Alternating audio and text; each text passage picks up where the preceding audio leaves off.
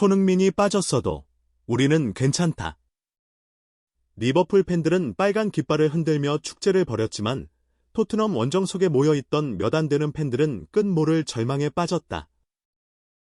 문제의 34라운드 1대5 단순한 패배가 아니라 142년 구단 역사에서 좀처럼 보기 힘든 몰락의 장면이었다. 시작은 썩 괜찮아 보였다.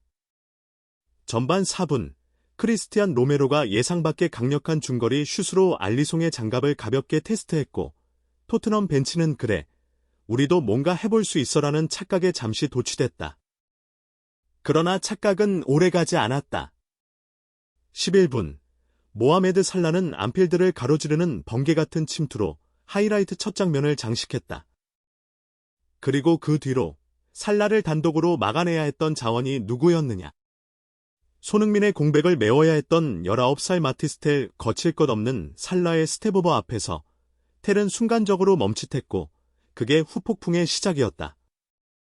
스카이 스포츠 해설진은 중계화면 위에 굵은 형광펜을 그어가며 반복 재생했다. 보십시오. 바로 이 순간 텔이 공 대신 허공을 걷어차고 있습니다. 익살 섞인 조롱이 아니었다. 속이 부글부글 끓는 토트넘 팬들을 대신해 주먹질이라도 하려는 듯한 분노에 가까웠다. 그리하여 24분 역전골의 씨앗이 싹 텄다. 메디슨이 뒤에서부터 빌드업을 해보려 하자마자 클롭의 레드머신은 5줄짜리 트랩을 가동했다. 압박은 숨 쉴 틈을 허용하지 않았다. 빠져나갈 유일한 통로 사이드라인. 그런데 메디슨은 왜인지 모르게 중앙으로 공을 찔러 넣는다. 그 패스를 받은 사람이 바로 텔이었다. 텔은 크게 2번 실수한다.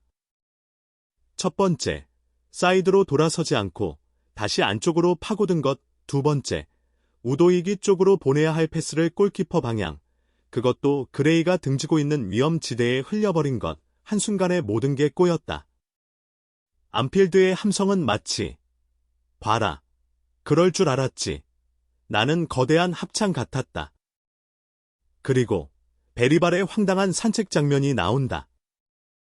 상대가 공을 탈취해 역습을 예열하는 바로 그 찰나, 베리발은 마치 하이라이트가 아닌 슬로모션에 갇힌 인물처럼 두어 걸음 느릿하게 움직인다.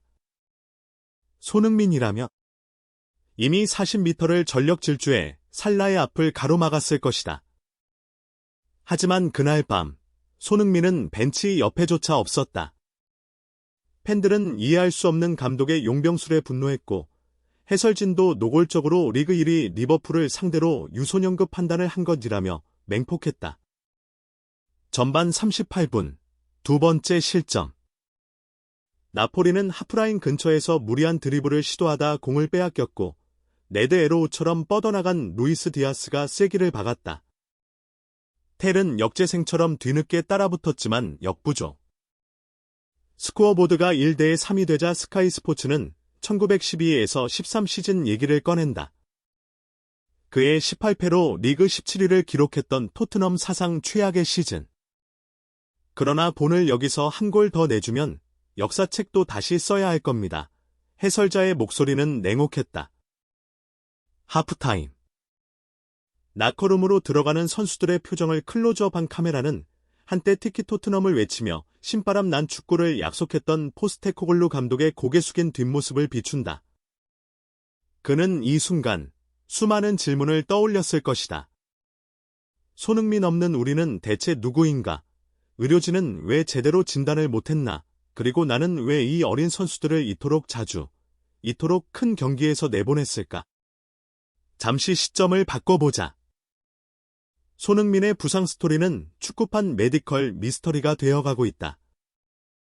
최초 단순 타박상이라는 보고가 나왔던 건 울버햄튼전 직전. 이후 2주, 3주가 지나고도 복귀 소식은 감감무소식. 미국 물리치료사 라즈팔 프라르 박사는 발목은 축구선수에게 있어 생명줄이다. 단순 타박상으로 한 달 이상 결작. 뭔가 석연치 않다고 진단했다. 현지 언론은 이 발언에 불을 붙였다. 포스테코글루가 손흥민을 무리하게 출전시켰다는 의혹이 삽시간에 퍼졌다. 손흥민이 통증을 참고 뛰었다는 증언이 구단 내부에서 터져나왔고 일부 의료진은 근골격계 손상이 이미 있었는데 감독이 고집을 부렸다는 말을 흘렸다. 사실이라며 토트넘 팬덤이 폭발하지 않는 게 더 기이할 노릇이다. 실제로 포스트아웃 해시태그가 경기 직후 SNS 실시간 트렌드를 뒤덮었다. 한 팬은 142년 역사상 최악의 시즌. 더 두고 봐라. 손흥민까지 이르면 구단 존립마저 위험하다고 외쳤다. 후반 52분. 포스테코글루는 드디어 결단을 내린다. 테를 빼고 히샬리송 투입. 그러나 이미 건넌 다리를 걷어찰 수는 없다. 64분. 살라는 박스안 우측에서 시도한 오른발 가마차기를 골대 상단 구석에 꽂아 넣으며 해트트릭을 완성한다. 스코어 1대4 안필드의 빨간 파도는 열광했고 스카이 스포츠 해설진은 이제 토트넘은 리그 19패를 향해 질주하고 있다고 선언했다. 그 말이 채 끝나기도 전에 알렉시스 맥 앨리스터의 중거리 슛이 요리스의 손끝을 지난다. 1대5. 경기가 끝났을 때 토트넘 선수단은 잔디 위에 주저앉았고 포스테코글루 감독은 고개를 떨구었다. 기자회견장에서 그는 우리는 다시 일어설 것이다 라고 말했지만 이미 신뢰는 무너졌다. 영국 디 애슬레틱은 포스테코글루는 손흥민을 지키지 못한 대가를 톡톡히 치르고 있다는 강도 높은 칼럼을 내보냈다. 한편 의료진을 향한 비난도 거셌다. 선수의 컨디션을 모니터링할 책임이 있는 스태프가 근골격계의 이상을 놓쳤다. 그것도 손흥민 같은 월드클래스에게 전문가들은 입을 모아 말했다. 근육 부상을 연달아 겪은 반더벤, 드래그신, 벤 데이비스 사례도 다시 도마 위에 올랐다. 마치 의료진 무능이라는 퍼즐 조각이 맞춰지듯 토트넘의 잦은 장기 부상은 감독 탓만이 아니라는 여론이 커졌다. 후폭풍은 그날 밤뿐 아니라 다음 날 아침까지 이어졌다. 런던 현지 스포츠 라디오는 새벽 5시부터 손흥민 부상 및 포스테코글루의 선수단 운영을 집중 해부했고 토트넘은 손흥민 없는 축구를 상상하면 안 된다는 결론을 내렸다. 팬 포럼에는 이적 시장이 열리면 손흥민이 B클럽으로 떠나야 한다는 체념 섞인 글들이 쏟아졌다. 한 댓글은 이렇게 시작했다. 우리 캡틴은 우리를 위해 너무 많은 것을 했다. 이제 우리가 그의 커리어를 위해 그를 놓아줄 차례다. 그렇다면 해답은 없는 걸까? 복귀 시점을 알 수 없는 손흥민, 포스테코글루의 고집, 그리고 의료진의 불신. 하지만 아직 시즌은 끝나지 않았다. 리그 4경기가 남았다. 수렁에서 올라설 마지막 기회이자 손흥민 없이도라는 허황된 구호를 버리고 현실을 직시할 시간이다. 포스테코글루가 진정 변화를 원한다면 남은 일정 동안 벤치에 주저앉은 베테랑들을 과감히 기용해 균형감을 되찾아야 한다. 스카이 스포츠 패널도 지적했다. 유망주는 미래다. 그러나 오늘 리버풀전은 미래를 실험할 자리가 아니었다. 그리고 무엇보다도 손흥민의 재활 스케줄을 투명하게 공개해야 한다. 팬들은 진실을 원한다. 언제 돌아오는가, 보다 정확히 무엇이 문제였는가를 알고 싶어 한다. 공식 입장이 늦어질수록 구단과 팬 사이의 신뢰는 더욱 벌어질 것이다. 눈앞의 스코어는 1대5였지만 실제로 패배한 건 숫자 그 이상이었다. 자존심, 신뢰, 그리고 손이 없는 토트넘이라는 위험한 착시가 낳은 참사였다. 토트넘이 다시 일어서기 위해 필요한 건 어쩌면 전술 이전의 정직일지도 모른다.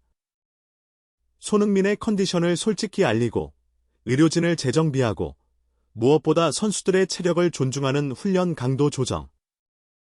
유망주의 성장을 기다리는 일과 플래그십 플레이어의 건강을 지키는 일은 하등 충돌할 필요가 없다. 이 글의 마지막을 손흥민 이야기가 아닌 토트넘 팬들의 목소리로 맺고자 한다. 경기 종료 직후 원정석에 남아있던 한 팬이 이렇게 외쳤다. 우리는 팀을 버리지 않는다. 하지만 팀도 우리를 배신해선 안 된다. 이 절규가 공허한 메아리로 끝날지 아니면 변화의 서막이 될지는 지금 이 순간 토트넘 구단이 내릴 선택에 달려있다. 자, 풋볼 매거진이었습니다. 영상이 마음에 드셨다면 구독과 멤버십, 그리고 알림 설정으로 다음 이야기를 함께 만들어주세요. 우리는 다시 돌아옵니다. 그리고 다음에는 손흥민의 환한 미소와 함께이길 진심으로 바랍니다.